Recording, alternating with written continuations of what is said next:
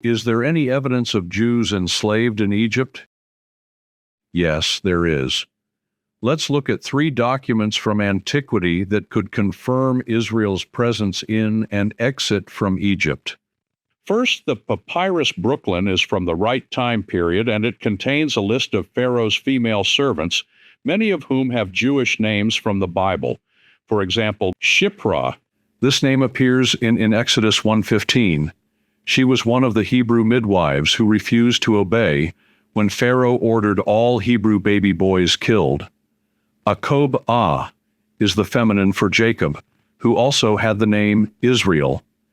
Asher-ah is the feminine version of Asher, one of Jacob's sons.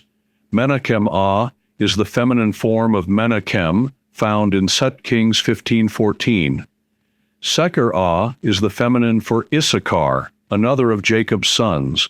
And finally the word Hebrew, which appears to be an Egyptian rendering of the word Hebrew.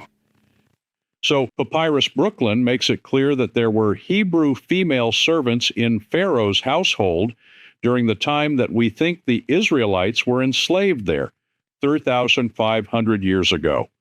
If you know the Bible story, you know that when Moses demanded that Pharaoh allow the Israelite slaves to leave Egypt, Pharaoh refused, and God hit Egypt with 10 horrific plagues. The Ipuwer Papyrus, dated to about the time of the Exodus, says, "Plague is throughout the land, blood is everywhere.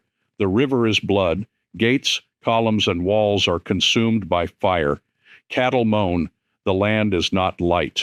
The Ipuwer Papyrus is a poem, and scholars argue about its meaning, but we shouldn't discount the fact that it mentions plagues and the river is blood.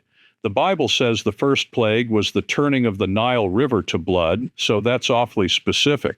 It also says cattle moan. The 5th plague was disease among livestock. And then it says, the land is not light. The 9th plague was darkness so thick it could be felt for 3 days.